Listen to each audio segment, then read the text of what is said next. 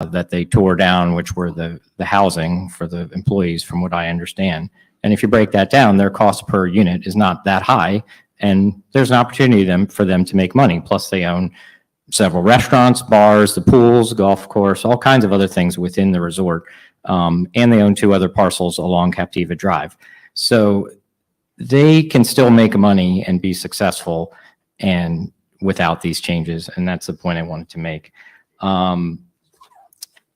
And lastly, I'd really like to hear from their management and not just their attorneys in this whole process. The CEO of the company lives in Florida, lives in the Orlando area. So we're here. All of us are here, and I'd love to hear from him and see what their plans are. And yes, we want them to succeed. So, however, full stop, I oppose any changes to the code on Captiva at this point in time. Thank you. John. Yes, thanks, Mayor. I appreciate it. I take note of your initiating comments that civility, we need to be civil as we go through this process. I want to congratulate the Captiva Community Panel for carefully looking at it. I've read their statement, looking for an opportunity to comment and to work through the issues. I am mindful that, and I recognize that there have been some statements about misinformation, and we need to make sure that we got the right information. We know exactly what's being considered here, and that we appropriately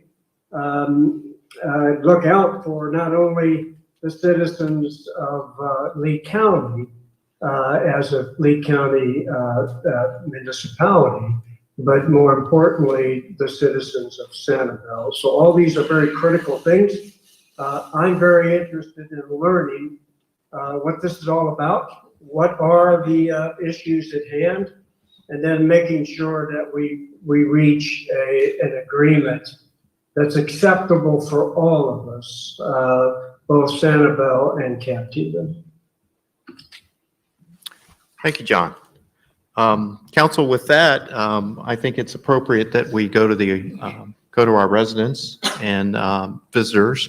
I'm going to ask, I know we have a representative from the Captiva Community Panel, Mr. David Mintz. I see your hand going up, sir. I'd like to recognize you. David, I know you have a great deal of information. I participated in your video Zoom call the other night. Did a great job there. Thank you very much for putting that together for the community. Would you step to the podium, state your name, and do you have a time that you feel that you need to get through your info? 15 minutes, 20 Okay. minutes at the most, Thank you. but I'm not Speak sure. right in. Thanks. Pardon me? There you go. Okay, yeah. First, I want to thank you, Mayor Johnson, Vice Mayor Miller, City Council members for inviting us. It's really wonderful to be here, and I want to thank the City of Sanibel for its concern about these important issues and about caring about Captiva. I think that was really awe-inspiring for us. The community came together, not just the panel, the Captiva Civic Association, SCCF, other organizations throughout all of Captiva and Sanibel. And it was truly, may have been mind-blowing to others in the county, but it was also mind-blowing for us to see the unity that resulted from these code changes that were proposed. So I just want to make mention of that. So I will try to summarize what we know as the Captiva Community Panel. I've done this, you said you heard this on one of our meetings before, so maybe I'll change the order and you can pretend that you haven't heard it before. There are really 3 issues and 3 documents that we have to understand. The 3 documents are our Captiva community plan, which is smaller but has the same purpose as the Sanibel plan. It gives us our vision of a low-density 1- and 2-story buildings above base flood elevation, environmentally environmentally fragile island that we have to protect. That's our plan. And we have our code, which is the Land Development Code, which you're all familiar with. So you have the Constitution, which is the Captiva Community Plan, and you have the legislation, which is the Captiva Land Development Code. And those two documents are very important in understanding what's happening here. And then there's another document that we have to understand, which is called the Administrative Interpretation. You probably heard of that. That is the document that memorialized the changes, the zoning changes, the code changes over many years on the South Seas Island Resort. And they were put together in one document. And that document, called the Administrative Interpretation, has governed development on Captiva on South Seas for the last 50 years. And that document sets forth density, how many units are permitted on South Seas. There are 304 acres. There are 3 units per acre. That's 912 units. And it also sets forth the height regulations for South Seas, which are no higher than anywhere else on Captiva. And in that administrative interpretation, it is made extremely clear, as in other parts of the code, that hotel units count as a unit for the purposes of density. So when you're looking at density on South Seas, 912 units, condominiums, single-family homes, hotel units. Okay, so those are the 3 documents that we have to understand to begin to get a handle on this. And then there are 3 issues that people in the community have to understand. One is building heights on Captiva outside of the gate of South Seas. And then there's the future development at South Seas itself. And then there's the process that explains how all this came to pass. So we have the 3 documents and the 3 issues. 3 issues: building heights, development at South Seas, and the process. So the first thing you have to understand, or I hope we can understand, is that Captiva in the Land Development Code has its building heights set forth. And in the Captiva plan, we have memorialized those building heights, the identical building heights. So we have it in the code and we have it in the plan. And the building heights on Captiva, and I'll summarize that, is basically 28 feet above base flood elevation. So over time, as the FEMA rules change, as the FEMA map changes, as the base flood elevation changes, our community can go up 28 feet above that base flood elevation. So we basically have 2 floors above base flood elevation. And the houses that have higher base flood elevations are higher. Can be higher. The houses that have a lower base flood elevation can be lower. But the thing that's important to note, because the county has not recognized this, because the county has said, for reasons which I fully don't understand, that the Captiva code doesn't accommodate base flood elevation. That is just a mistake. It's just a mistake.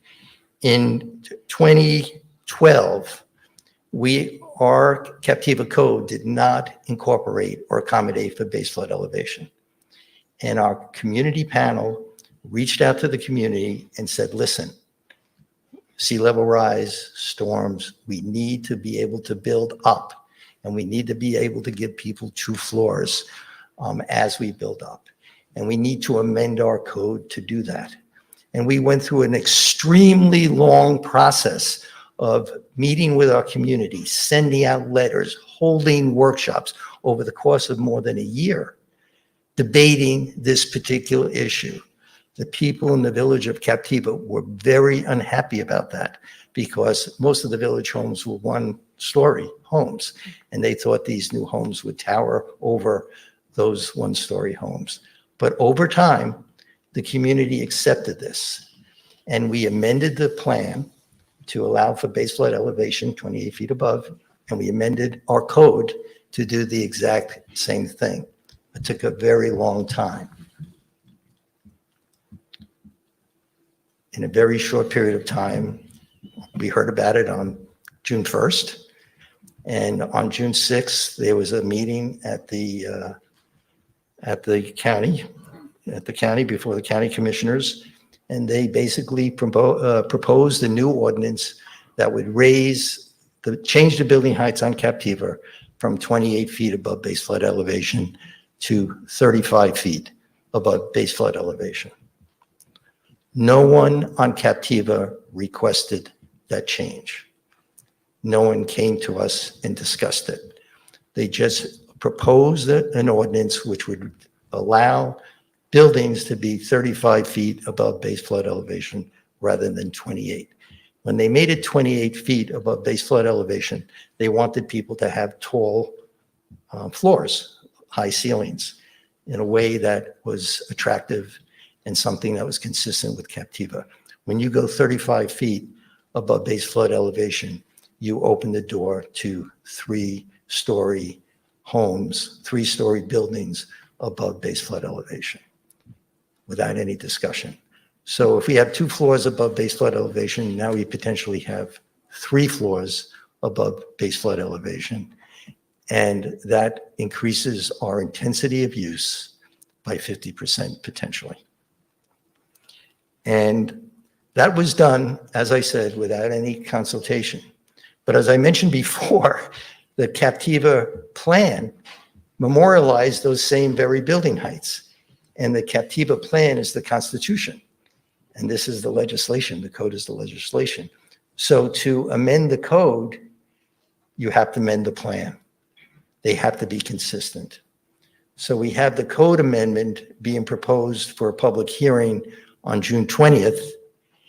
And lo and behold, now scheduled on June 21st, is a hearing to send a plan amendment up to Tallahassee to eliminate from our Captiva community plan our building heights, just to eliminate it, and to eliminate any reference to 1- and 2-story buildings. Again, without any discussion with the Captiva community panel, which drafted both the plan and the land development code. And I just say it the way I say it now because it is extremely distressing. Okay, so let's move away from building heights. That was issue 1. Issue 2 is in the proposed amendment is the elimination for South Seas of the density of 3 hotel units per acre. In the land development code, it is clear that on Captiva, you're entitled to 3 units per acre, and you're also entitled to only 3 hotel units per acre. That is in the code. The amendment that is being proposed basically adds 3 words, or 4 words, maybe 5, but the phrase is clear. It says, except for South Seas Island Resort, all other hotels and resorts on Captiva are limited to 3 hotel units per acre. So there is now proposed an exception for South Seas hotel units that doesn't apply to anybody else, any other hotel on Captiva. And that has been proposed as an amendment to our land development code, again, without any consultation with the Captiva community panel. And I say without any consultation with the Captiva community. And as we've learned recently, without any consultation with the 12 homeowners and condominium associations on South Seas. So what does that mean? And we received a letter from the county while this controversy was going on recently, trying to say there are some things that are misleading. But the county attorney basically answered the question, and I will quote him. He says, what does this mean for Captiva? Meaning the removal of the 3 hotel units per acre. What does this mean for Captiva? Quote, it means simply that South Seas would be exempt from the maximum density restrictions for hotels and motels under this provision, and can request additional hotel units through the zoning application process. No other property would be exempted. So that is from the county. So that's the issue about hotel density. Then there's the issue about heights on South Seas. Currently, the administrative interpretation limits heights on South Seas to 35 feet above grade or 42 feet above sea level.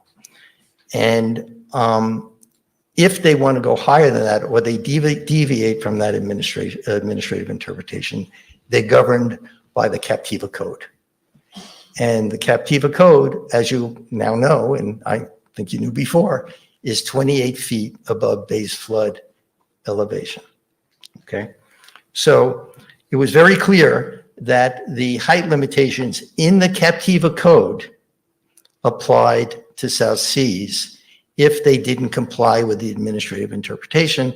So they were either covered by one or the other, and both were very similar. What the proposed amendment does is eliminate South Seas from the height limitations on Captiva. Just says, except for South Seas, the height limitations on Captiva are X, Y, Z. They just have a phrase in there now that says, except for South Seas. And what it is doing is, rather than the guardrails for height limitations on South Seas to be what's in the existing Captiva Code, what they are doing, they're saying, and what the county said, is they want to be governed not by the Captiva Code, but by the height restrictions in the outlying suburban land use category. And the outlying suburban land use category, if you eliminate the restrictions and limitations under the Captiva Code, is 45 feet above base flood elevation, not 28 feet above base flood elevation. And there is also a note number 2, in the outlying suburban map of what's possible. And that permits South Seas to ask for buildings up to 75 feet in height. And I'll read you directly from the provision, which says, buildings may be as tall as 75 feet when the applicant demonstrates through a zoning action that the additional height is required to preserve environmentally sensitive land, secure areas of native vegetation and wildlife habitat, or preserve historical, archaeological, or scenic resources.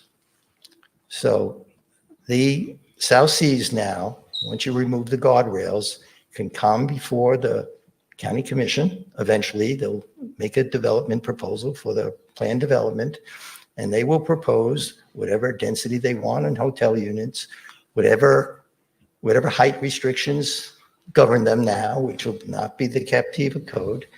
And they will have to argue their case and show their compatibility, but no longer are the rules that govern South Seas for the last 50 years, no longer would those rules apply when they're asking for their new planned development.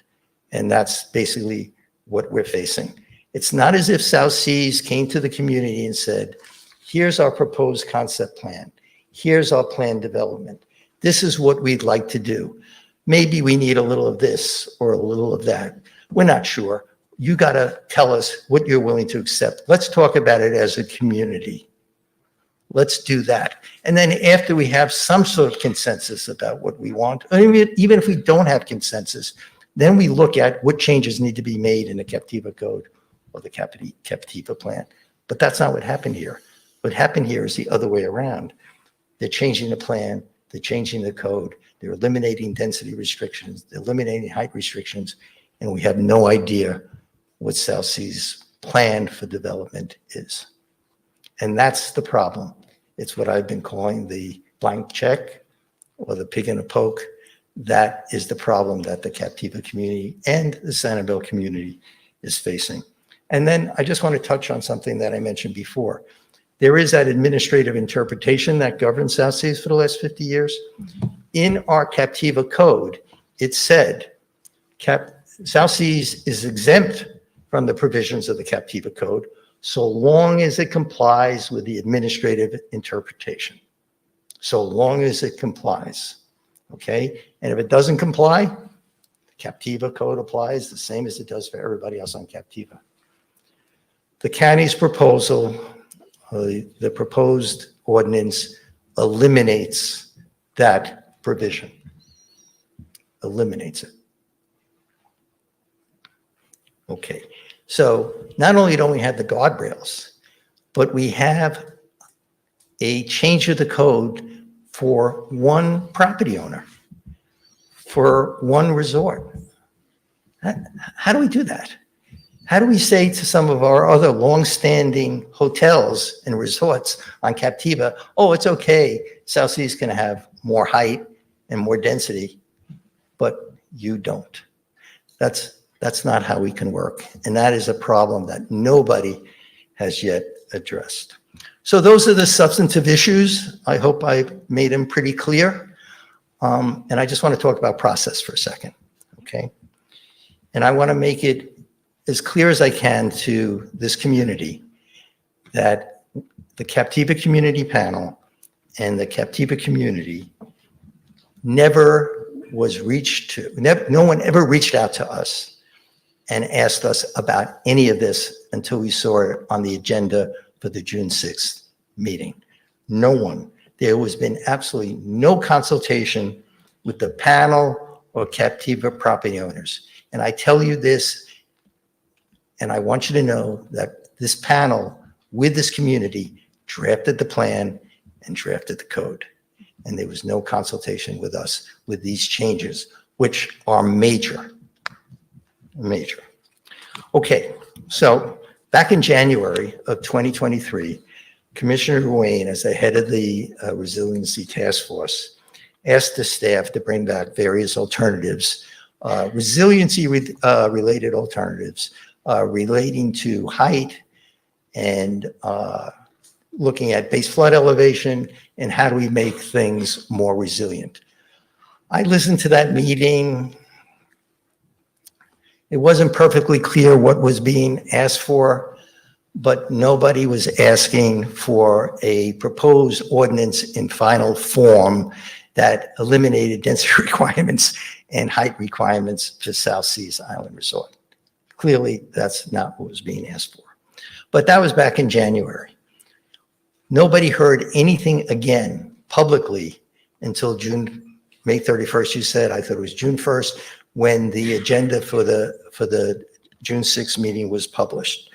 And it was then we heard about it when the final proposed ordinance was already finished and the staff was coming to the county, asking the county Board of County Commissioners to direct that ordinance, proposed ordinance, for a public hearing, at which point that was June 20th. And if it passes, it's now the new law. And I can tell you, it took me hours upon hours of trying to figure out what this code is actually doing. And anyone who tries to do it, you jump from this provision to this provision and to try to figure out what actually applies to Captiva. And I am convinced as I stand here today that the county commissioners did not have the time or the ability, given their work constraints and given the resiliency issues, to get a grasp of what was being proposed by county staff on June 6th. I just can't believe that they fully understand this. And it's not their fault, but I can't believe it. But anyway, Commissioner Ruane is our District 1 commissioner. He's responsible for Captiva. He's responsible for the Barrier Islands here. As part of Lee County, that District 1 commissioner is particularly, we are told, if we have an issue, we go to Commissioner Ruane. Commissioner Ruane was never shown this draft proposed ordinance before it appeared on the agenda for the June meeting. I've been told this by the commissioner, and I have every reason to believe that is accurate.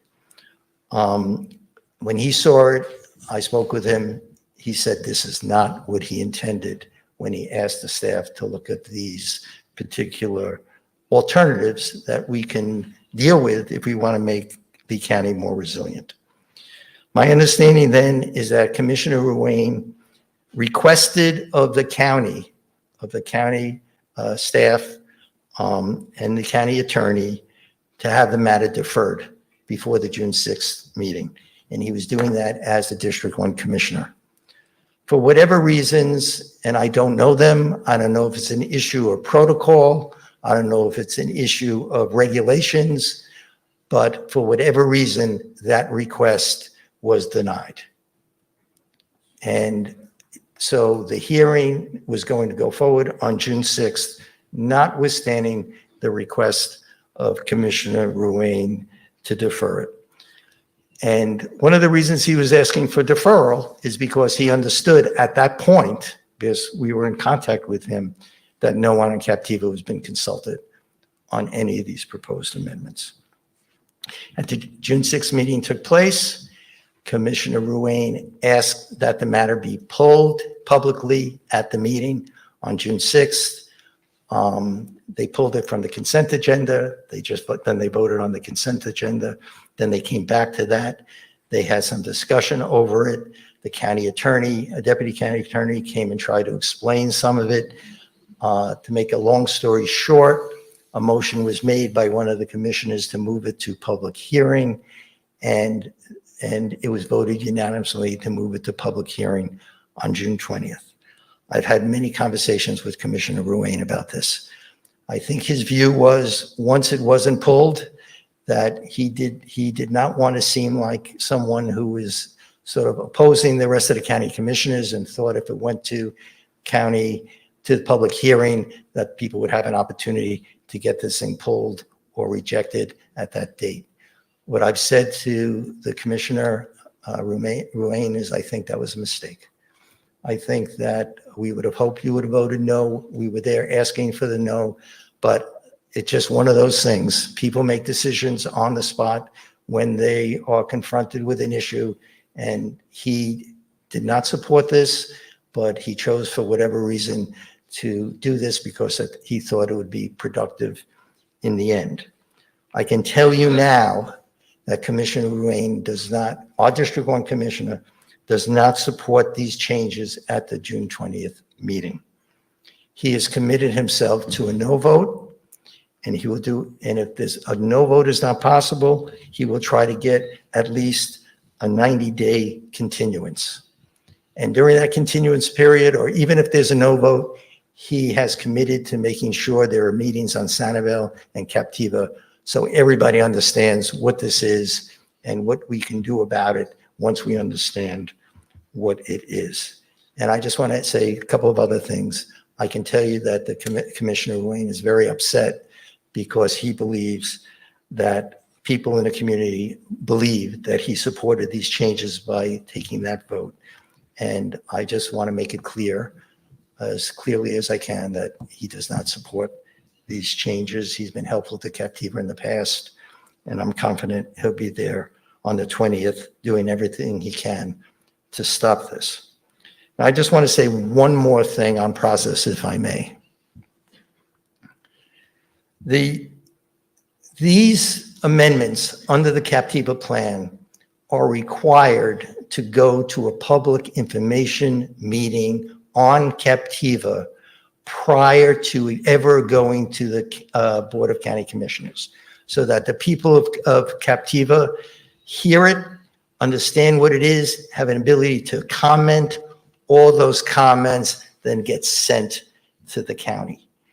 That meeting never took place, even though it's required under the Captiva Community Plan for any amendment to the plan or the Land Development Code, and we're having amendments to both that are being proposed.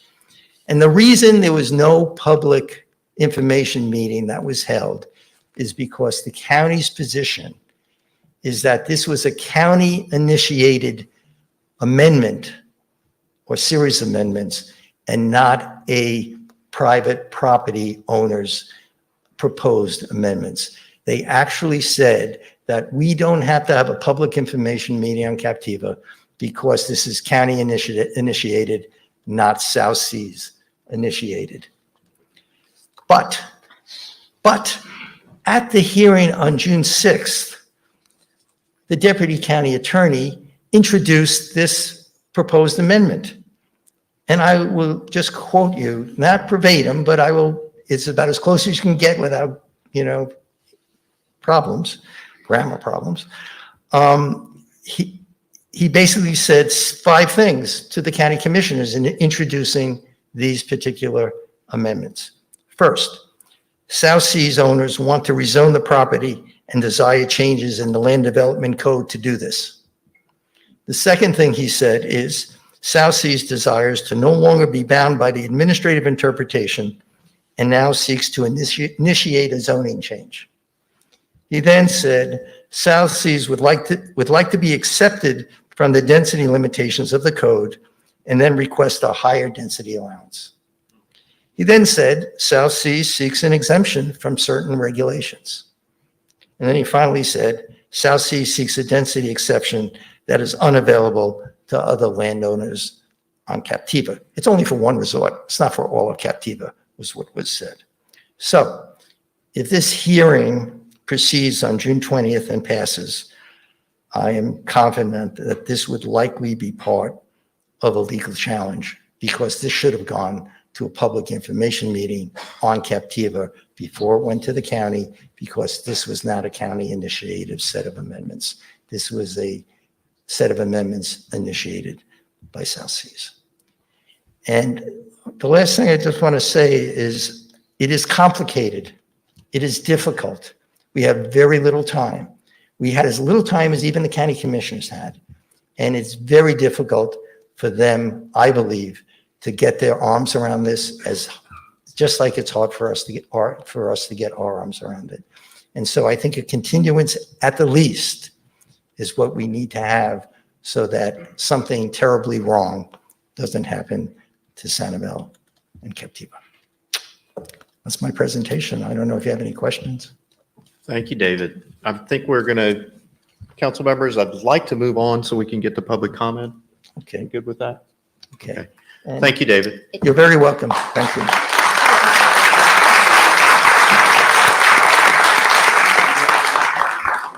Mayor, will we be allowed to ask questions, specific questions, so he's able to answer? Because I have some questions on clarity on his presentation. Yep, but just let's be mindful of people's time. I always am. Should we take that now? I think we have another couple of speakers that speak on behalf of organizations, and I think that's a good way for us to get information out, as well as public comment from a group of individuals. James, I saw your hand go up, sir. James Evans from SCCF. Thank you, sir, for being here tonight. Good evening, Mayor, members of City Council. For the record, James Evans. I'm the CEO of the Sanibel Captiva Conservation Foundation. I want to first off thank you for having this meeting tonight, this special meeting to bring people together to talk about this issue that has a tremendous effect on both Sanibel and Captiva Islands.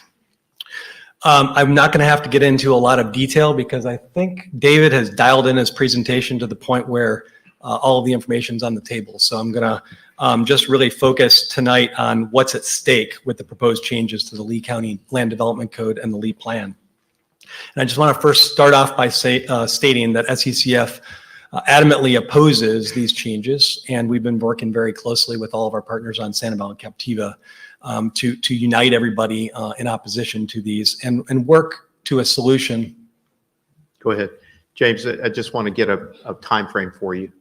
Oh, Can sorry. you give me? 5 minutes. Thank It's you. going to be quick. Thank you. So anyway, I just want to jump right into what's at stake. So with Hurricane Ian barely in our rearview mirror, we know that increasing building density and intensity on a barrier island recently devastated by Hurricane Ian is a bad idea, and it will make our communities in Lee County less resilient to future storm events. So this shouldn't be presented as a way to make our communities more resilient, building back to make sure that we can build back what we have today to meet base flood elevation as we see the FEMA maps change. That's building back resilient. More density, more intensity, That's not building back resilient.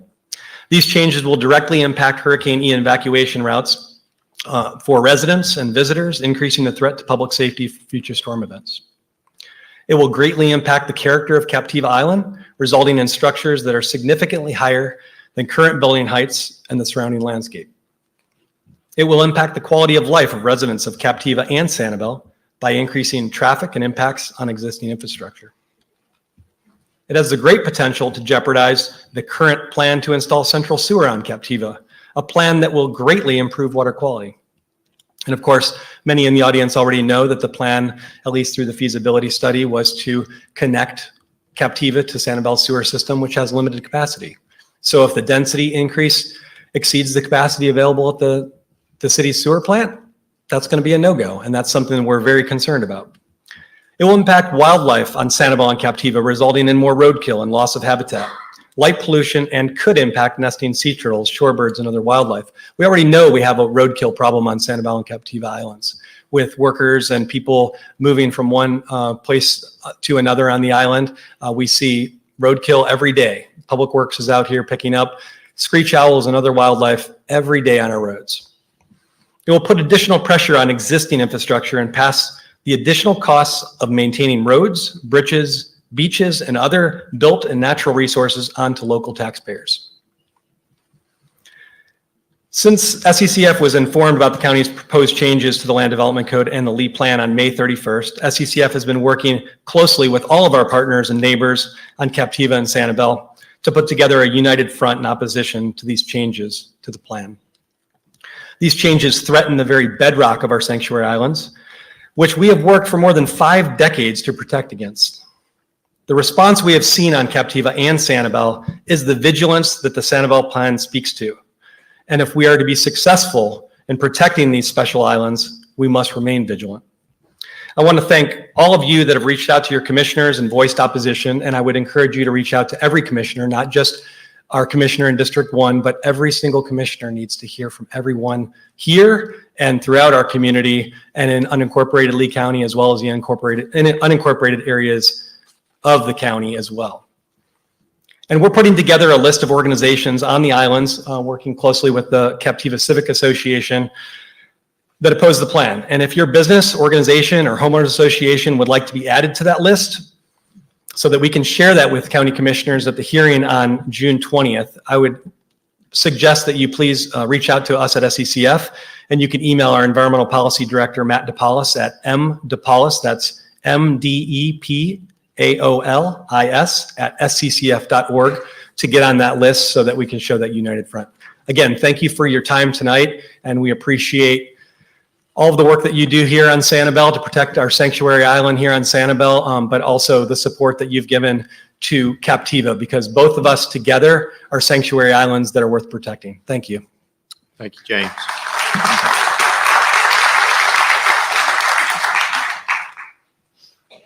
Council, thank you for allowing us time to give some additional time to those 2 gentlemen, because I think it was important. I think they had a lot of very good information to share, and I think you'll agree with me. Holly, I did hear you had a couple of questions that you'd like to ask, if you'd like to lead us off. I do, and there'll be, David, you might be able to step up to the mic to answer them for me. And I also want to recognize, Lisa, thank you. I know CCA, as your president of CCA, you had a very comprehensive meeting on Monday night, and then yesterday was CCP, the panel, and then Ken Suarez. Thank you, as you are managing the homeowners associations within South Seas, and I believe you are the have a president's council that's been working diligently on this as well. So just want to recognize the work that you've done. David, just a few questions that I have. Blackstone and Mariner Group were the owners prior. Did either of those come forward when they put together South Seas, or then Blackstone when they purchased it, to make any changes of this nature while they owned those properties? They came before the panel for every proposal that they had to either build a hotel or replace the employee housing or make any change on the property. They came before the panel. They had a public information meeting. They took input from the community. And what was most interesting in the presentations that they made to the panel and eventually made to the county, They explained why they were consistent with the administrative interpretation that had been in place for 50 years. Thank you. I think that's really important because that's the partnership that you all have had up there. Right. And you are the Captiva Community Panel, which is an appointed, sunshined, designated panel through the BOCC, and they rely on your input for the best recommendations on any activities, vacation rentals, growth, height, anything of that nature. They have relied on your input in the past on the decision-making, correct? Yeah, it was very surprising that this is the first time that I'm aware of an owner of South Seas not coming to the panel or holding an informational meeting. Yeah, and I'm just talking to also the importance of what the panel is to the BOCC. If this administrative change goes through on the 20th, is there a reason for the Captiva Community Panel to exist? If this thing happens on the 20th and we're terribly disappointed, we're not going to give up. What'll happen is if it passes, there'll be a legal challenge. And I am confident the Captiva Community Panel will be part of that challenge. What'll then happen is the South Seas, if they have a new plan development, would have to present that, and the plan development would have to be presented on Captiva in a public meeting. Mm-hmm. It's not going to be a county initiated plan development. It'll be a South Seas initiated one. The community will come and listen to it. The community will get energized and mobilized by it. I am confident there'll be other litigation, and it'll be a long process, and it could be painful, but it'll be a long process. And the Captiva Community Panel is not going to disappear just if we have a setback on June 20th. I'm fairly confident of that.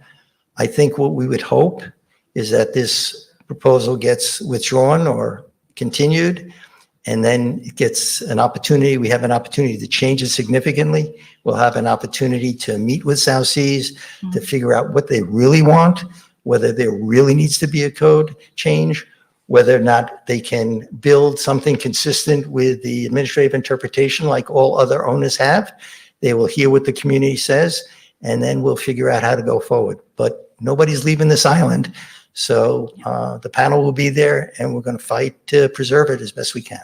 And I guess what I meant to, I guess I didn't make it clear, with this administrative change, height and density will be kind of taken out of your hands, which you've always weighed in on before, in a sense, because of the changes. There is no question that whether it's county preemption or state preemption or federal preemption, preemption is attacking local control. Thank you. There's no question about that, but we're going to fight it. I don't know what else to say. We're going to fight it. And again, we know that South Seas, the Timbers Group, has not yet presented anything. So we don't even know, no one knows, you don't know, we don't know what that means, what the impact will be for any of us. And it's really the cart before the horse. And hopefully the process will be delayed so that way everyone can weigh in. Well, let me just say one other thing. I appeared before the city council, I don't know, 6 months ago, 8 months ago, a year ago, when we were talking about the sewer project. Mm-hmm. And I heard people in the audience say, we're questioning the sewer project because it could lead to greater density on Captiva. And I remember getting to the microphone, and I said, look, we have the Captiva plan, we have the Captiva code, we have the administrative interpretation. You're not going to have increased density. It's not going to happen. There's really nothing to worry about. We have this under control. I was wrong. Those are the only questions I had. Thank you. Thank you, Holly. I have a couple of quick questions, Mr. Mayor. David, first of all, I appreciate that the limitation of 912 units is within the administrative interpretation, and the cross-reference to that administrative interpretation is being deleted in one of the proposed changes in Chapter 33. But I inferred from what I heard the Assistant County Attorney say on the June 6th meeting that perhaps there was some continued viability to the administrative interpretation, even if these changes were adopted. Do you think it is commonly understood that if these changes are adopted, the administrative interpretation is completely void, or is there some issue there? I think it's a technical point. because people were saying you're changing density, you're changing height restrictions. And what the county attorney was saying, no, we haven't. And the answer is no, we haven't yet. And I think that the administrative interpretation, according to the county, is still applicable until such time as South Seas presents a new PD, which would then amend or change or completely extinguish the administrative interpretation and would be replaced by something new. And the question is, what governs what can be new?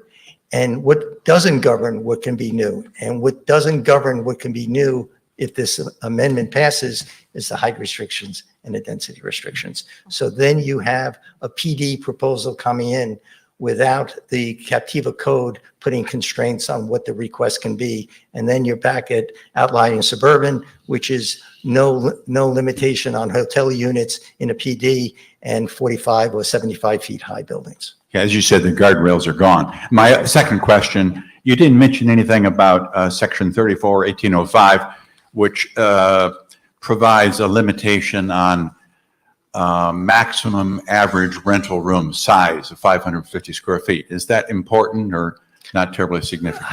You know, if you are not in a PD, then my understanding is the size, and they may be important because I think when a magistrate looks at this or a hearing examiner looks at this, they'll look at everything and compatibility, what exists in other places in the code and other places in the county. But so all of it's going to have to be weighed in. But my understanding at this point is that with respect to hotel units in a PD in outlying suburban, there is no hard and fast limitation on the number of hotel units or the size. Okay. Thank you. Thank you, Mike. Scott, anything else? Okay. John?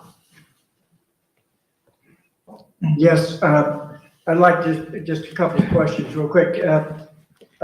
Dave, thank you very much for your comments, especially clearing up Commissioner Ruane's position on this issue.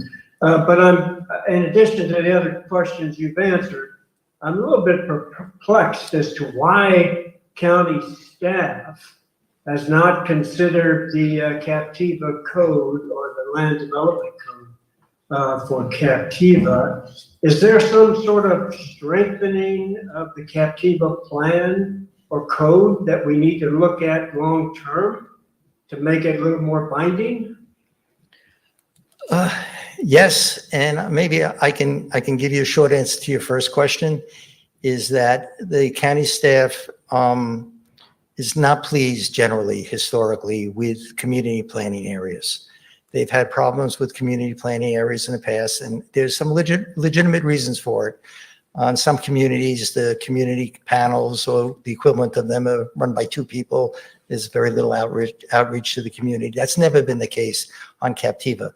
But for the sake of ease of administration, there's a general view among some people in the county who have influence that one size should fit all. And therefore, they would prefer to see one set of height restrictions in Lee County, one set of density rules, et cetera, to manage different sets of rules, land development codes, and various other things in different parts of the county is sometimes difficult for them. But the fact is that a barrier island like Captiva is very different than other parts of the county. And that's why we had community planning areas and community panels. The community panel was created by the county to make recommendations to the county. But there's a view that this is obsolete and we don't need to do this anymore. And in terms of your second question, is there ways we can make it stronger? The Captiva community plan and the ordinances and the land development code in the end are approved by the Board of County Commissioners. So is there an alternative? Can Captiva annex with Sanibel? That's an alternative. Can Captiva incorporate in the way that Sanibel did in the past? That's an alternative. Is that one we're looking to follow at this point? Absolutely not. We've always thought we could have a great relationship with the county, that they would listen to the needs of the people in the community. And we're still hoping that this is just a blip, that this is just a mistake, and that we'll put it behind us. Very good. Well, we need to look at long-term solutions as well, whether this is a mistake, a one-time mistake, or is this going to continue to reoccur? Hopefully not, but hopefully the county commissioners understand that the citizens of Captiva and Sanibel are not going to stand for it. Right. No, I mean, what I've seen in the last week has been amazing. And I just heard on the way in here that the county commissioners have received upwards of 2,500 emails over the last couple of days. Thank you, David. And I'd like to swing back. I did have a conversation with Commissioner Ruane this afternoon myself, and there is I think his intention is that we move towards a postponement of this hearing so that we can take time to better understand it. As you just heard from Mr. Mintz, as well as James Evans from SCCF, this is a complicated issue and it takes some time to digest. It takes some time to understand it. I think there are things in there that we need some very thorough explanation. As both mentioned, I believe we have not yet heard from the owners of the property Timbers. And we also haven't had an opportunity to engage staff and the commissioners. So I would strongly suggest, and Commissioner Ruane, he also said he apologizes that he couldn't be here this evening. But also he wants to know that, as David mentioned, he is pulling for this community, and the direction that he is pushing at his end is that we call for a postponement of this decision so that we have the time for the stakeholders to sit around the table and discuss. We have the time to hear from the Timbers organization and find out what it is that they need and see if there's a way that we can work through this. I think, David, as you point out, the Captiva Community Panel and the code that has been established in the safeguards, or the guardrails, as you like to refer to them, I like that word, preserves home rule for the Captivians. And I think that's very important here to the community of Sanibel. And one size does not fit all, and we know that better than anyone else. So we recognize that same need exists on Captiva as well. And so I think what we need, and I mentioned this earlier in my comments, I think we need some time. And hopefully we'll hear from each of you. And speaking of which, I'm going to stop talking and listen to what you all have to say.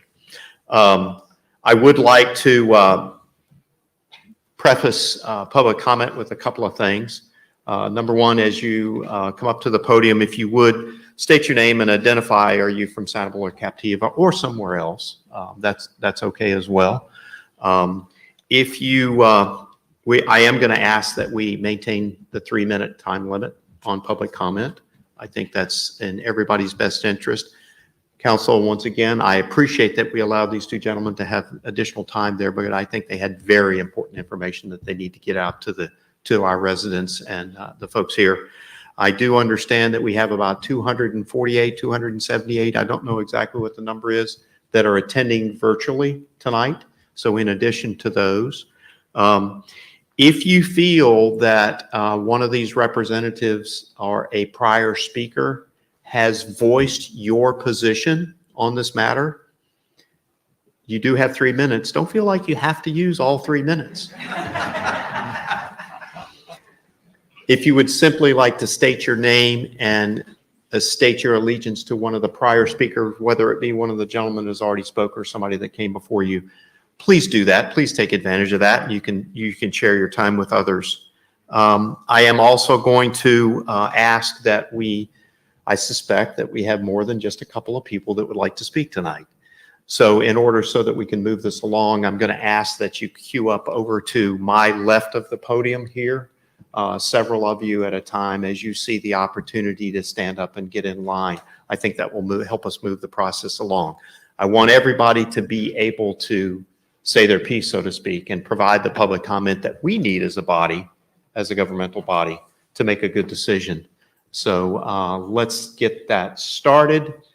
Mr. Suarez, I see you standing up, sir. Come to the podium, please. And thank you very much for the work that you've done on this. I know other council members have recognized you, and I know you've been working hard on this. So appreciate your work as well. Thank you, Mayor Johnson, and thank you to the city council. I apologize about my voice, but my name is Ken Suarez. I am the chairman of the President's Council inside South Seas Island Resort. We are made up of 12 condominium and homeowners associations. Inside the resort, we do not have a master association. So this was a voluntary group of people that got together and recognized that we needed to have a more unified voice. And I put together this council 2 years ago, knowing that the resort was going to go through a purchase and wanting to work closely with the new owners of the resort just for this particular type of activity of development and improvement of the resort in like kind with them as partners. It's important to know the facts on this, and that is Timbers is not the only owner. It's made up of there's two other entities. And so it's Timbers, it's the Ronto Group, which is a large development company based out of Naples, and also Wheelock Capital. And the reason why I mention that is because it's important to know that Ronto is a sort of local developer. And if you know any of their stuff, it's pretty grandiose, okay? Maybe not what we expect here in Sanibel and Captiva. And I also want to mention, I'm sorry I'm talking so fast, I know I'm limited, but David Mintz and Lisa have been working tirelessly, and we appreciate their work. They've been great, and so is James Evans. We have formed a unified front on this, and we will continue the fight. But there are a couple other things you need to know, and that is that just because there is a gate doesn't mean it's not a community. And in how we feel about it is, as owners inside the resort, is we are one community with Captiva and should follow those protocols through Captiva as have been laid out in the past. So we appreciate also the work that the Captiva Civic Association does and the community panel to keep our islands precious. And so I would say that you will not find anybody that I know, at least, as I've represented the 12 associations, 527 owners inside the resort, who has been for this whatsoever. I have gotten multiple emails and phone calls from people in opposition. So we are unified. Not only that, but also the timeshare groups that are made up of 8 associations also. They are also vehemently against this proposal laid forward in the Land Development Code. So I appreciate your help. I'd appreciate your support on it, and you can count on the owners of South Seas, inside South Seas, to fight this as much as we possibly can. So thank you very much. Thank you. Good evening. My name is Tom Senft. I'm a resident of North Sanibel. I am from Illinois, and so I am not. I've seen my share of government corruption, and I don't think that we should turn our back to maybe that is the case going on here.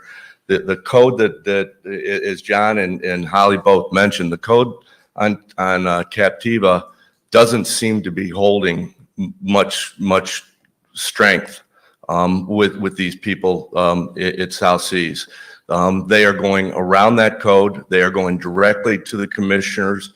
Who knows what they're saying? They're saying one thing, and then the council is coming out and saying another thing. I think that is, from Sanibelians, we need to stand strong. We need to go to that meeting and let them know that if they go on with this, they are no friend of ours, and they will not be a friend of ours, and we will take whatever action we have to do to put it down. There's just there's no question the reach of harm that this will do to this island, and I think that when Councilman or Representative Ruane said we want to get time, I think we go to that meeting on the 20th and get a no vote. We get a no vote right now and tell them that this is not going to happen. And that's the way I feel. I think that we have to go by strength, and I think Sanibel holds those strength cards. Thank you. Before you start, ladies and gentlemen, I know there's a great deal of passion in the room, And I understand that while we want to recognize the speakers in their positions, I'd ask that you hold applause so that we can get through the process and make sure that we hear from everyone. So thank you. Yes, sir. Mr. Mayor, City Council, my name is Robert Locker, and I'm the president of the Gulf Beach Villas Homeowners Association. On South Seas property, I represent 40 homeowners amongst our homeowners association. I serve with Ken. I'm going to make a couple of comments about my personal interpretations of what I have heard from Timbers and my interpretation of plans. I wish they were here tonight to represent themselves. So I can only offer you what I've heard. And again, it may be mistaken. It may not be what their plans are. But I attended 2 meetings last week, one on Wednesday and one on Friday. At the first meeting, it was brought up to them that once again, we've not seen a master plan. We have been begging for a master plan for months. We've seen nothing. We explained to them that there was an uproar over the Bottlenose Bay water park plans. And we said, if you brought that to us, we might have diffused some of the public uproar. They apologized. They said, yes, we should have come to you. So we brought up again, we wish you would have come to us about this. We could have given you insights and interpretations of owners and the thoughts of owners. And the comments were, yep, you're right. We probably should have come to you. We're sorry. I went to the meeting on Friday that was organized that I thought I was going to be hearing their experts, and their CEO spoke for 80%, 90% of the meeting. And I challenged them on a couple of issues. Almost from the beginning of Ian, he has been arguing that the flood elevation was going to be a problem for buildings that would need to be rebuilt. That if you needed to meet current codes, some units would lose their top floors. Dave Mintz correctly pointed out last week, or at least shared with me, that you can rebuild to current code, that there would be no restricting that. You simply can't expand the size of the building. Beyond that, when I brought that up with the CEO, he told me I was wrong, and then addressed his experts, his attorney and engineer. They both agreed with me. And he asked to take that aside. Next, I asked him if he would elaborate on the plans that I heard him discuss at the Wednesday meeting. I said, I'm not so much worried where you're going to start the buildings. I'm worried where you're going to end them. How tall are you going to make these buildings? What are you going to put under them? At the meeting on Wednesday, he alluded to wanting to raise the height of all of their vehicles.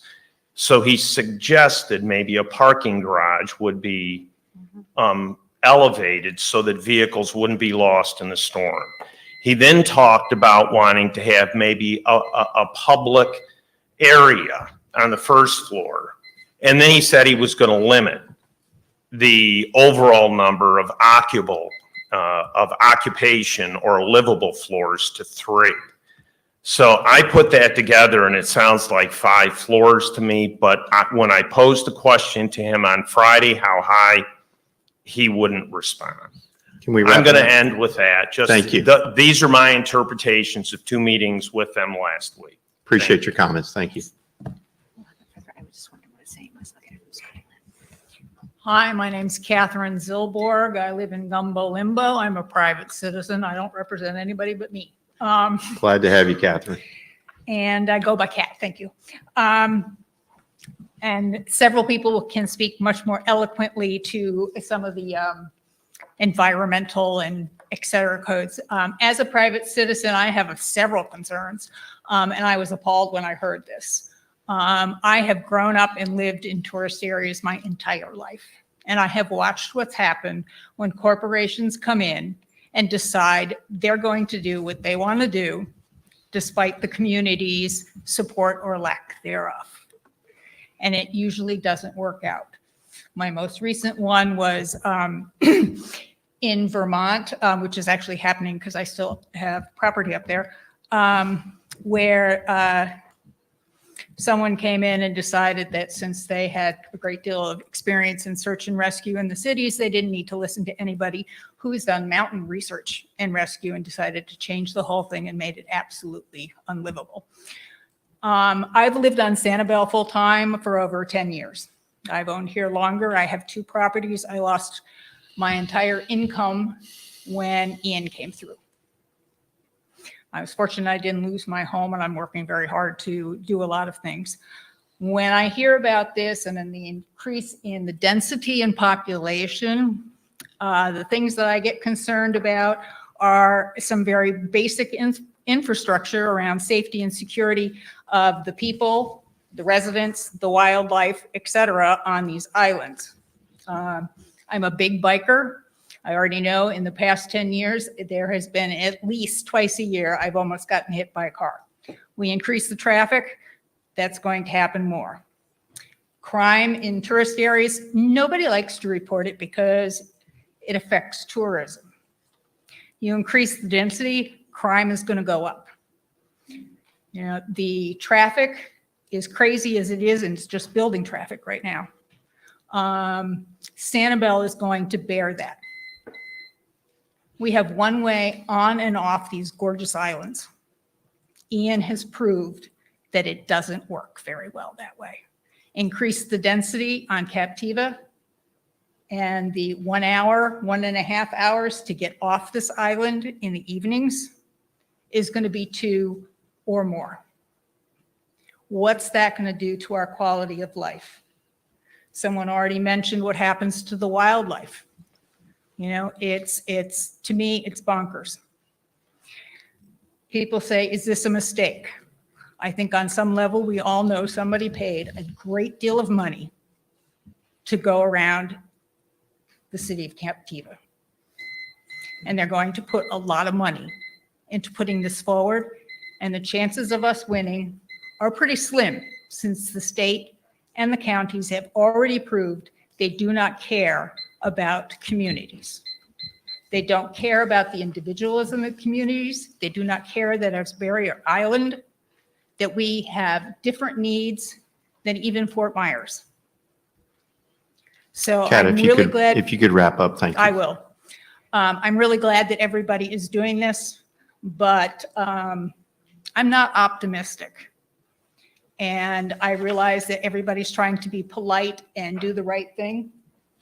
But I certainly hope there's a lot more fight in us than I'm seeing at this point in time. Thank you. Thank you.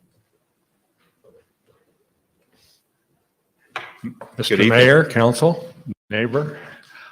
My name is Mark Hyman. I live, well, I'm kind of new here, even though some of these rules have been in place for 50 years. I'm old enough to have been around here for that long, but I'm around here we moved here about 3.5 years ago.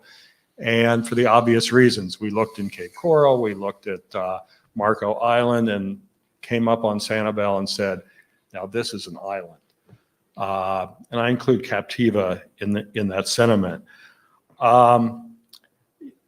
My mom, who passed away about 13 years ago, when I was young, we were able to talk about a lot of things. And she said to me at one point, and it stuck with me, and she said, you know, if things really mean a lot to you, sometimes you have to tell people to go to hell, but with a smile on your face.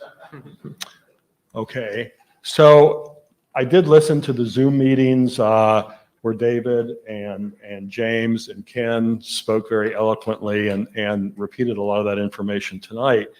And from listening to what has been said, reasonable people would surmise that something is awry. Something is wrong here. So my question is, who are the beneficiaries of these changes? Obviously, South Seas, but the fact that there has been so much opacity in this process, it just, you know, if it looks like a fish and it tastes like a fish and it smells like a fish, it's a fish. So that would be one of my questions about why has there been so much opacity? Why has everyone, and especially those those on the Captiva panel, et cetera, and Commissioner Ruane, why were they kept completely in the dark? It wasn't an accident. They aren't sorry about it. It was done intentionally. My question would be, who are the beneficiaries? What do the beneficiaries have to gain? And we already know what South Seas has to gain, but as a resident and a citizen of Sanibel, I certainly know what we have to lose. And I think that we need to take a strong stance to make sure that we don't. We need to fight the money and the power in order that it doesn't happen. Thank you. Thank you. And just so that everyone understands, the timer, the first beep is at 2 minutes. I believe that is, City Clerk, correct? Yeah. 2 minutes, and then the second timer would be the end of your 3 minutes. So it's a yellow light of concern as well, and then a red light for wrap it up. Mr. Loppe, thank you, sir. Come on up. Thank you, Mr. Mayor. Tony Loppe, for the record, owner of Twin Waters Inn and Sanibel Captiva Beach Resorts. I want to say a point that before the Captiva Community Panel was even formed, we as a business people worked with the Captiva Civic Association. And it was through that same type dialogue that we had back and forth that we were able to build units at Twin Waters, take down employee housing, and build new units. But it was always done in the open and in transparency. And I think that's where this whole thing has been lost. Without this transparency, it just smells like a fish, looks like a fish, and all that other good stuff. It's just not right. I mean, I, as a businessman, understand going through the hurricanes, losing 3 properties.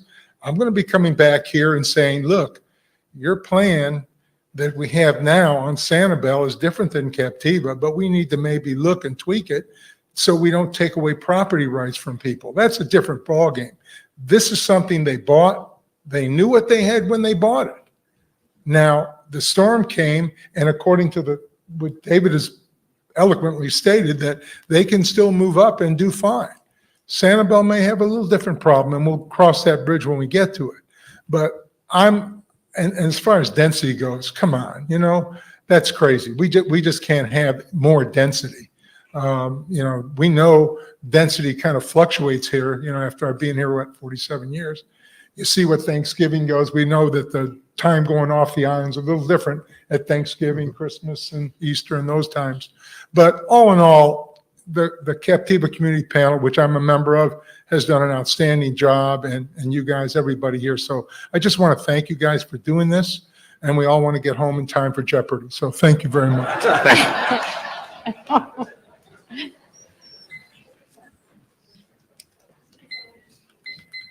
Good evening, Mr. Mayor and City Council members. My name is Kristen Ritz. I'm a 20-year, year-round resident on Sanibel. 2 questions tonight. The first is, what are the implications for what the county is doing on Captiva for Boca Grande? Seems to me they are in equal jeopardy for the same function to happen to them and change the whole contour of their community. And I would hope that as Sanibel and Captiva reach out, that we are cognizant of what the implications are for how Boca Grande may be affected. Second question is kind of following on my preceding speakers, is following the money. If the increased density were approved, what are the tax-based revenues that would transpire as a result of changes in South Seas?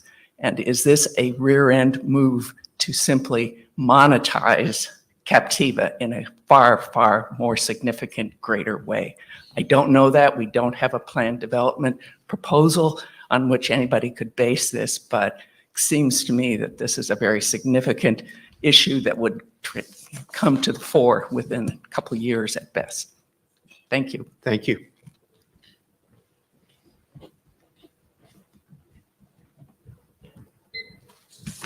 Mayor, council members, I'm Walter Cheatham. I That's a tough act to follow. Those were good questions. I actually kind of want to direct most of my comments this direction, but I'm going to speak to y'all because I'm facing this way. Density, we all know. We live on these islands. It's a constant question. Traffic, we all know. It's a constant question. But as I was sitting here listening to everybody talk, I was reminded of a conversation that I had with a farmer a couple of years ago who had a crop of butternut squash, and deer came in and ate the butternut squash. And it wasn't the deer that killed the butternut squash. It was the beetles that came in after the butternut squash had been compromised. And as a community, both as Sanibel and Captiva, we're sitting here post-compromised. We've all been knocked down. I had to pick which trailer shower I needed to go into to get ready to come here tonight. And so I just hope that this is a blip, but it also shines a glaring spotlight on our need for, as John said, vigilance. It is a blip, but it won't be the last blip. And as we had those ontological conversations about our community last year, I just want to propose to the members of our communities that this is where those conversations, the rubber meets the road, and just a reminder of that. Oh, and I'm glaringly opposed to this whole thing as well. Thank you very much. Thank you very much.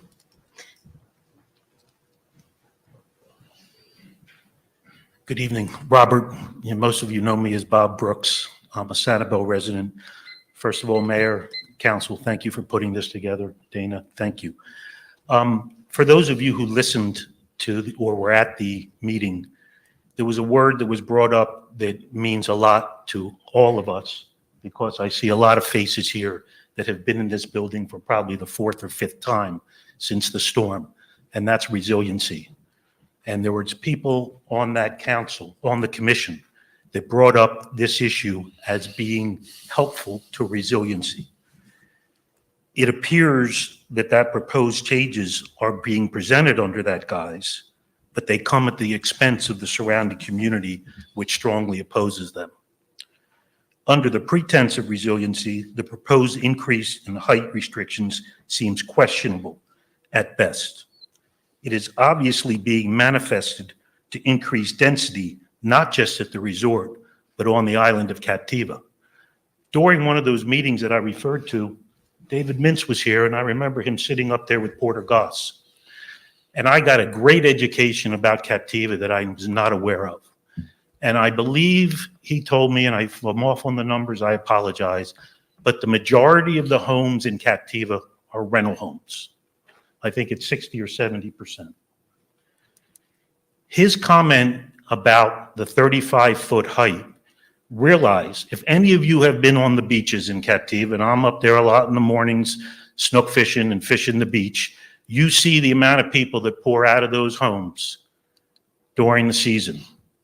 Add another floor, and what we're going to have is what you see in the Outer Banks, okay? You're adding a significant number of families to those homes. The community's opposition to these changes must not be ignored. It is essential that our elected county commissioners prioritize the well-being of the residents they represent.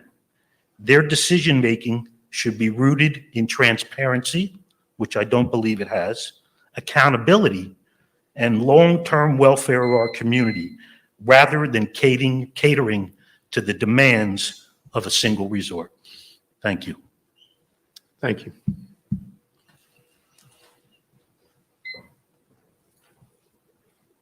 Good evening.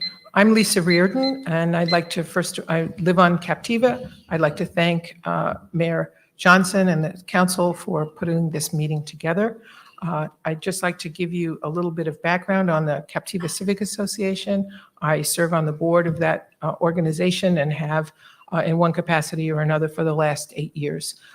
And on behalf of the CCA, which has been in existence on Captiva since 1936, almost 90 years. As Tony Lappy said, we've been the center of that community for that time, and prior to the creation of the Captiva Community Panel played in large part the role that they play today. And I would just like to thank you to thank the Captiva community as well as the Sanibel community, the businesses, the organizations, the homeowners associations, the condo associations for coming together in such a extremely significant way in order to let everybody's voices be heard. And again, I thank you so much for being part of that and for looking at us as your little sister. We look at you as our big sister, and we thank you again for everything that you're doing on behalf of stopping or putting this in abeyance until such time as people's voices are fully heard. Thanks again. Thank you, Lisa.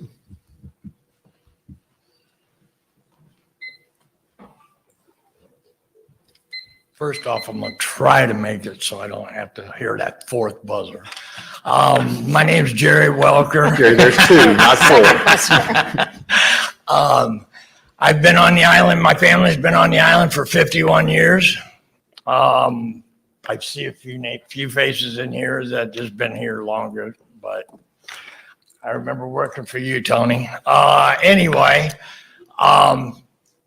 sounds to me like a lot of backdoor, under the table stuff is going on.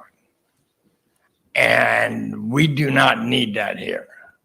And I'm gonna bring something up that people may or may not remember, but Connie Mack Island. Those developers went in there. They were not allowed to take out the mangroves. What did they do? They waited until a 4-day weekend. They went, brought all the equipment in, took out the mangroves. What happened? They paid a fine. You know, and I got a funny feeling the same thing's going to happen up there. So I think a lot of investigation needs to be going on. Thank you, Jerry. He didn't even make the first buzzer. No. And it was inevitable. Roger Grogman, Sanibel resident. You know, I think it's clear from all the communication that we've had that there is a universal repulsive attitude toward this real significant injustice that has been performed in terms of going beyond the planned area, beyond the land development code. So it really isn't a question of gee, we feel bad about that. It's a question of what action we will take and how that action will be received and to what degree that action will influence the behavior of the commissioners who will be voting on this. There's no question that this is wrong. There's absolutely no question about that. If there's anyone in the room that I've heard, no one has articulated that this is okay. It's not okay. It's absolutely not okay. And in my opinion, and I have a little bit of knowledge of what goes on in planning and municipal government, is we need to put our foot down. The reason everyone is here today is to put our foot down.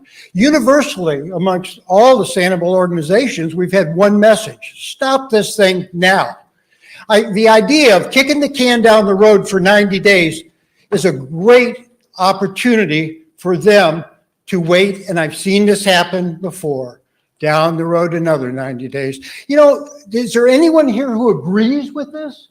I mean, is that the case right now? Is there any agreement? No, there isn't any agreement at all. Start over again. Take it right back to planning and start over again from page 1. You know, then let's have the clear transparency from page 1 again. Why modify something that we simply absolutely abhor having happened to Captiva, our sister island? Stop it now. Don't kick the can down the road. We heard from one of the commissioners, he's going to say no to it. So why should we say, oh, delay it for 90 days? Let's learn more about it. You want to fill the room again and hear the same thing over again? I don't think so. I think the message is clear. I think our message ought to be clear.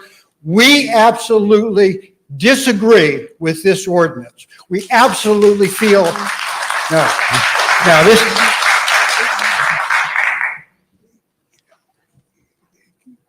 thank you for listening to me. Thank you, Roger. With that, seeing no one else queued up, we'll close public comment and bring it back to council. Holly? Yes.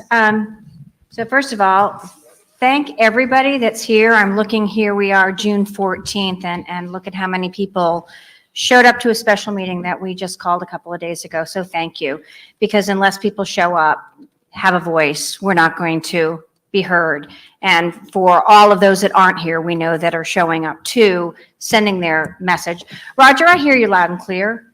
You know, I wish we could go in there and yell and scream and stamp our feet, but unfortunately, that's not how the process works. So we're going to work with the process and try to have the process succeed. It hasn't to this point. We had to call a special meeting because we can't talk ever about something we're going to vote on. So that's why we're here to discuss it. If it takes 90 days, and you know what, that gives us a hell of an opportunity too, because that's going to allow us to even be better prepared. And there won't be any question where we stand and how concerned we are on this. This basically turns upside down the Captiva plan, height and density on a coastal high hazard, and call it resiliency. It doesn't make sense. But here we are in Sanibel. We've been able to do zoning and process when we've needed to make sure that we're giving relief to the people as we can, and yet stay true to our mission here on Sanibel. So that can be done. We can work towards a solution and not just yell, because if you go in just yelling without offering something, then I don't find that solution based. So I've spoken, you know, I can say this up here that you all are here. I've had lengthy conversations with each of the commissioners on how I feel. On what I hope will happen as a citizen, as a councilwoman, as a representative and steward of this island. I've had lengthy conversations with our legislators as well. Adam Botana and Jonathan Martin, our senator, and our representative Adam Botana. They are well in tune of this as well and understand what this means. So don't think we're just sitting up here to smile. There's a lot of meat behind this, and I think we are all extremely dedicated. And I'll look forward to hearing, you know, my council members and mayor, vice mayor Scott, you know, you're on the phone as well, and Mr. Henshaw to weigh in, but we wanted to come here so we could make a unified decision of moving forward. When we're ready to do that, I have a motion ready to prepare and to read, if you'd like me to do so after you have your comments. Okay. Mike. So with respect to one of the questions about, you know, delay or not, I can understand the benefits of a delay, but to ask for a delay kind of suggests a need for more information or more deliberation. And I think in terms of our position, we ought to be clear that we cannot accept any increase in the density of Captiva because of the adverse deleterious effects on Sanibel. And many of the speakers talked about that, you know, traffic, increased auto-urban environment, effect on wildlife, increased storm evacuation times, and perhaps a decreased ability to incorporate Captiva's wastewater needs into our Sanibel sewer system. And I would suggest that in our communication, presumably a letter, and presumably one of us, probably you, Mr. Mayor, will represent us at those two meetings, one on the 20th, one on the 21st, would make it clear that with respect to the sewer system, you know, we have potential capacity limitations that the Donex plant with respect to the input. We also have capacity limitations to the effluent coming out.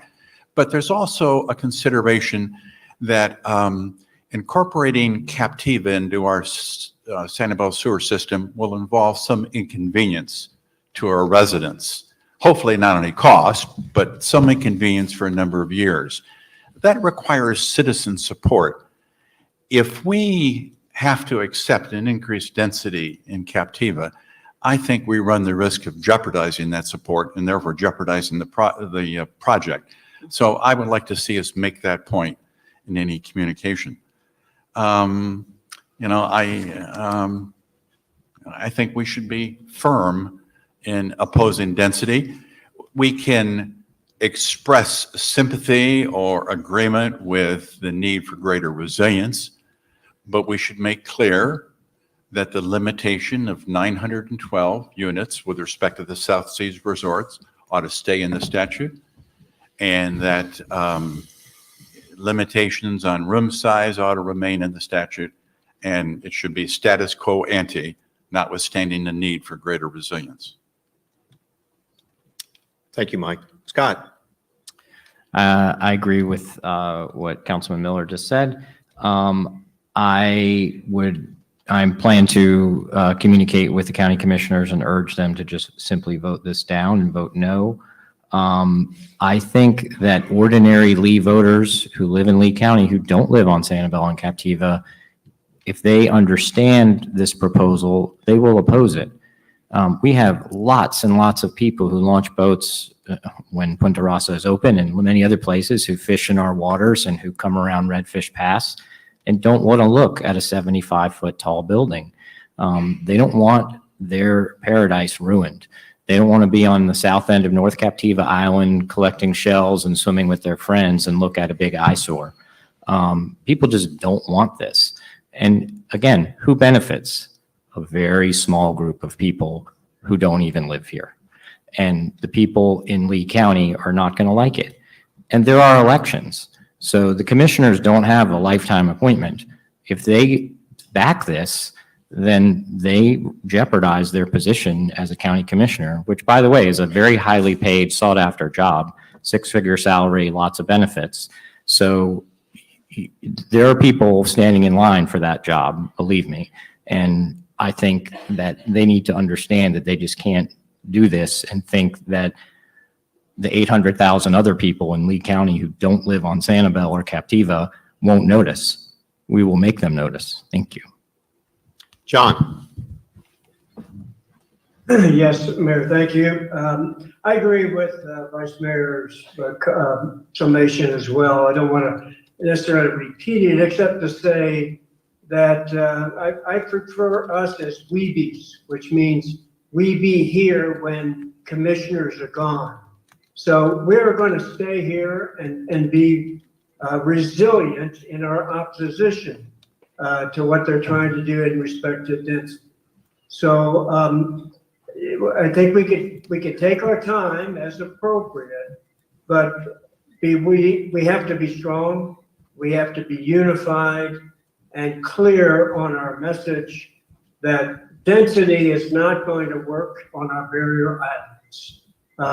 We are barrier islands. We're going to maintain that, and we'll do everything in our power, including at the voting booths, to make sure that we maintain and preserve Sanibel and Captiva.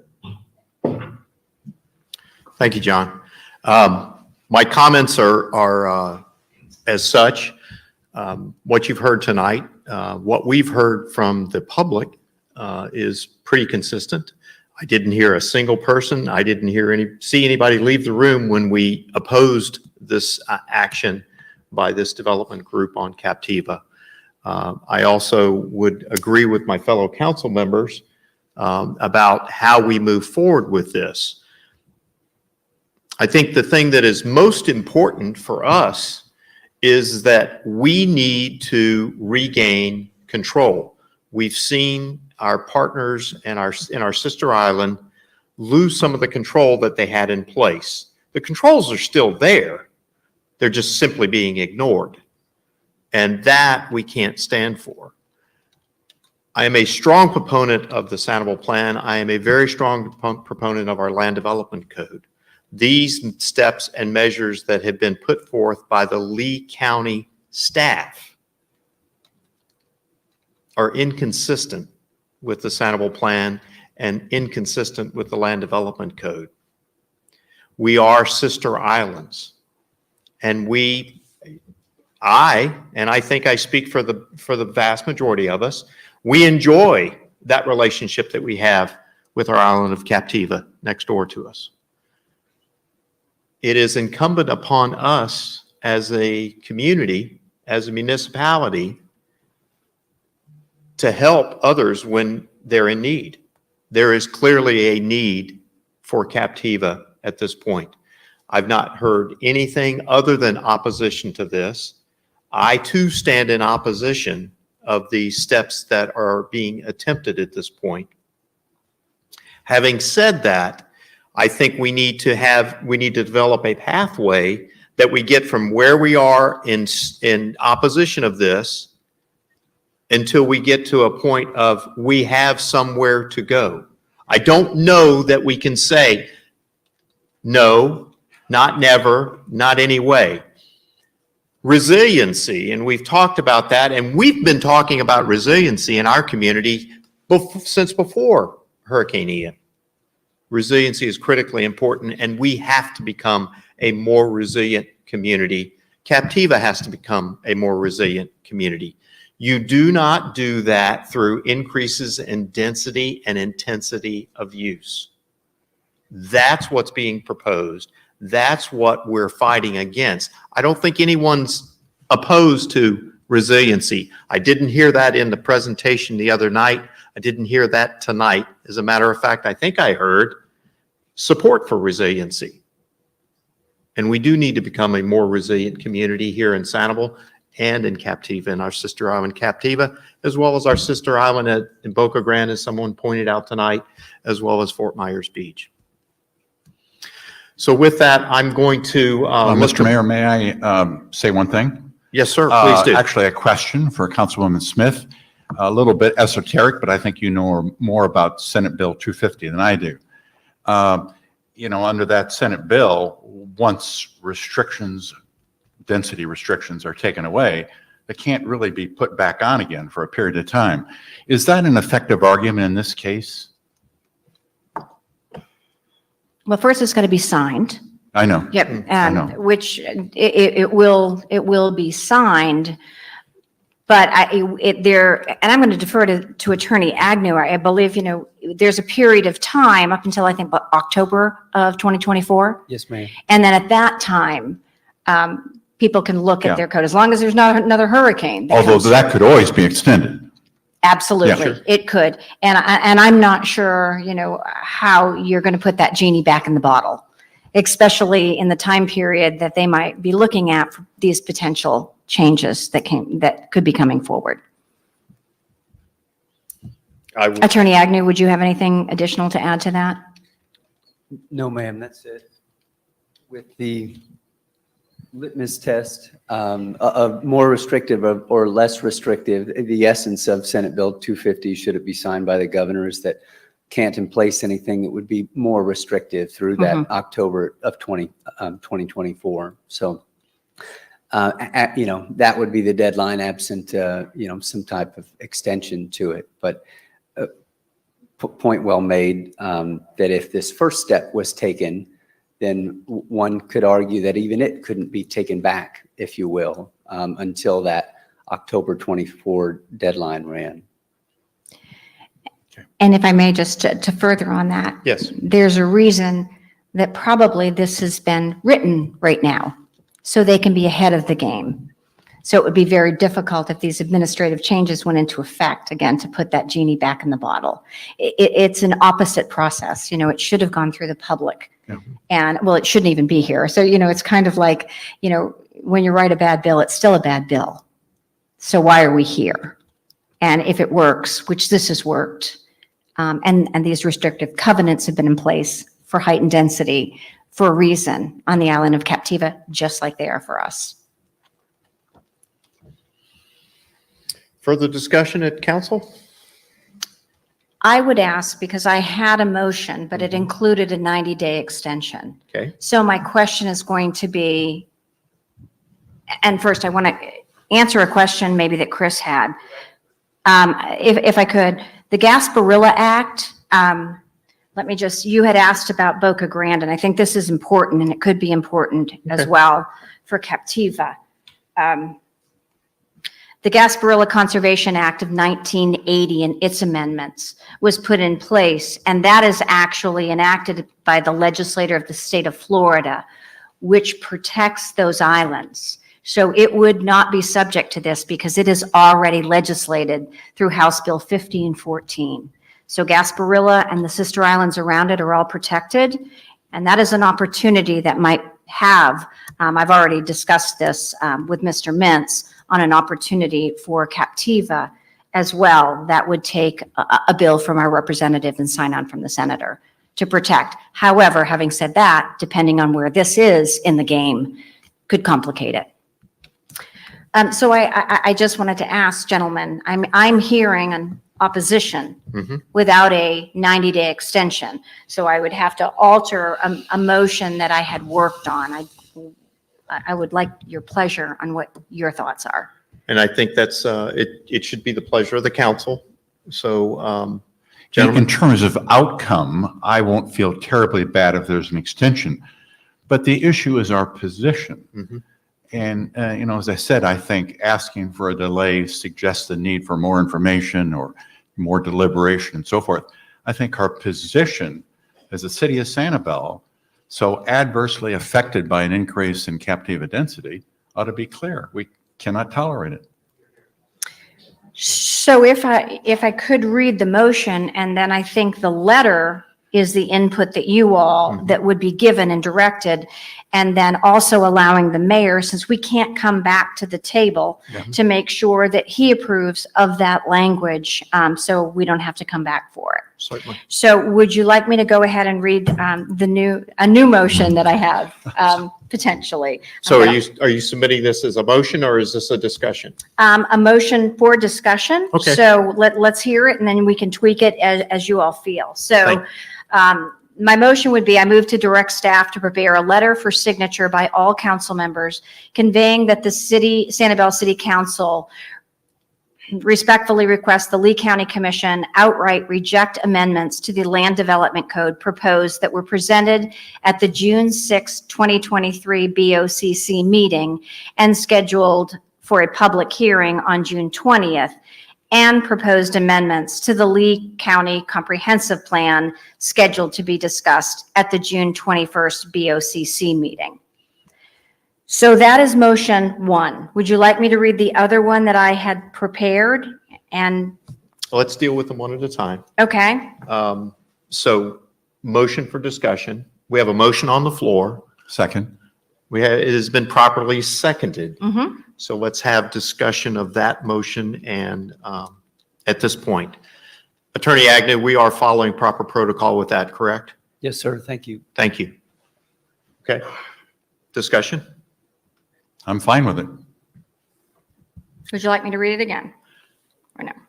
Yeah, I would. Okay. I move to direct staff to prepare a letter for signature by all council members conveying that the Sanibel City Council respectfully requests the Lee County Commission outright reject amendments to the Land Development Code proposed that were presented at the June 6th, 2023 BOCC meeting and scheduled for a public hearing on June 20th, and proposed amendments to the Lee County Comprehensive Plan scheduled to be discussed at a June 21st BOCC meeting. So I categorize that, Councilwoman, as a strong no. Mhm. You heard it. Put it in simple terms. Further discussion?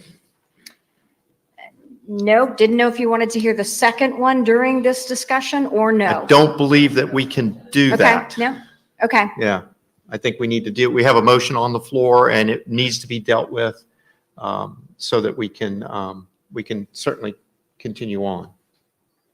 So we have some wiggle room here, I believe. Mr. Henshaw, I know that you are present with us via Zoom conference. Although you are not permitted to vote, I would like to hear if you have any further comment that you'd like to make on the motion on the table. And that is appropriate. Yes. I certainly have no objection to the motion on the floor. Certainly as the documents are written, as things have been prepared and the language that's included, I think an outright rejection of all of that is appropriate. Okay. I too feel that a strong no is a strong message that needs to be sent by this city. We heard from our citizens that spoke tonight.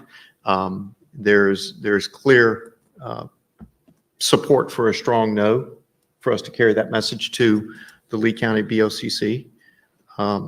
So I intend to support this. So any other comments before we close out and take the vote? Yes. Scott. I just want to say that the Lee County Islands are special from as we move from the south to the north, they need to be preserved. Once you set up a building that's 85 feet above grade, which is what 75 plus 10 feet for parking underneath / resiliency is all about, it's never going away. It will be there forever. And so this is really important. And that's why I'm opposed to it. Let me ask, I didn't include the words Captiva and South Seas. Possibly I could insert that were presented at the June 6, 2023 BOCC meeting affecting Captiva and South Seas, just for clarification? Or are you good with what I had? City Attorney? Mr. Mayor, two comments. One, I've heard those. I think we've got the essence of it, and we can certainly wordsmith as the mayor would deem appropriate after the fact if you don't want to formally amend the motion. Okay. And just wanted to remind the mayor briefly to take public comment before you proceed to vote. Thank you, sir. Anything else at council? Seeing none, we do have a motion on the floor. It has been properly seconded. I will entertain public comment on this motion, and if we could be brief, that would be helpful. I look to my left. Yes, sir. Please, you got to come up to the podium, sir. Sorry. While he's walking up, Mr. Mayor, I had a question for John Agnew regarding your signature. Okay. Do I also need to include the authorization for the mayor to approve final signature in this motion? I believe that was included in the original motion for all council members' signature, but Okay. the mayor would approve the final form since Wanted to make sure. outside of sunshine. Yes, ma'am, we're covered. Thank you. Yes, sir. My comment, pardon me? Oh, Tom Senft. Thank you, Tom. Sanibel. It doesn't concern the motion, but Mayor, you were making your closing remarks when Mr. Miller asked a question of Holly, and I was just, I'm interested to hear the rest of your comment. Sounded like you were getting ready to say something about how you felt about the whole thing, and then you got interrupted. So I was just curious. I would like to hear the rest of your comment. Thank you. Anyone else on my left? Anyone on my right? Mr. Mintz. Just for the record, the Captiva Community Panel on. If you would state your name I'm for the sorry, record, David sir. Mintz. I'm the Vice President of the Captiva Community Panel. I Thank live you. on Captiva. On Tuesday, the Captiva Community Panel requested that the Lee County Board of County Commissioners reject or withdraw from public hearing the proposed ordinance. We are definitely a no.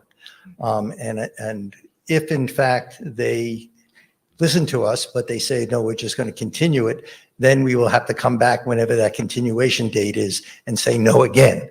But we're taking the position of no, and we have taken that position. Thank you.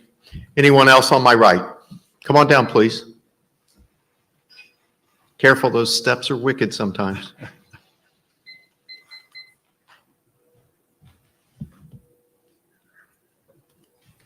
Jill MacArthur, Sanibel. I'm just a little bit confused because some of the things that I heard were that in drafting this and the meeting that happened, they didn't follow protocol and check with the Captiva Commission before. So for me, it seems like everything that's happened after that isn't tolerable. So it's like if you don't do A and B, then you don't get C. But we're already at C. So is it not that no, you can't, that this that has moved through needs to back up because they didn't follow the procedures and communicate with Captiva beforehand? Thank you. Anyone else on my right? City Attorney, could you address that, please, sir? Could you repeat the question, Mr. Mayor? The concern is that they went about this and did not follow their own policies in consulting with the Captiva Community Panel and hold public meetings on this. So why are we now at the point where we're giving the city of Sanibel is making a hard no statement to this change. So a couple different comments to it, Mayor. One is because irrespective of arguments of due process, we are where we are, and there's currently set a hearing for the 20th and the 21st. So what we're doing now is all we can do. Mm-hmm. As Mr. Mintz referenced, to the extent they proceeded forward and passed something like this, they should expect litigation from the Captiva residents and perhaps others challenging that, those changes on that due process basis, among others. Okay, thank you. I will answer the question. I was wrapping my comments, and my comments were mainly in support of my fellow council members. And I think where I intended to end that up is that we are a barrier island group, if you will, and we need to stand together to make sure that we support what's important to us all. And by not doing so, we are putting in jeopardy our own standing of what we stand for here on Sanibel. So, thank you. I'll close public comment. Call the question. Thank you. Councilmember Smith? Yes. Councilmember Crater? Yes. Vice Mayor Miller? Yes. Mayor Johnson? Yes, Thank you. please. I believe me, I want to jump up and clap too, but if you would, our rules of decorum ask that you not. Councilwoman, I believe you had a second motion that you would like to prepare or like to present? No, I don't think that's Okay. necessary. We unanimously passed the first. Okay, very good. Seeing that, I will close this special meeting of the Sanibel Captiva Council. Goodness gracious, it's been a long day. Council, and I want to sincerely thank everyone that came in today and provided public comment and the respect that you showed everyone, as well as the 248 people that were with us electronically tonight as well. John, thank you as well for attending. The meeting is now closed.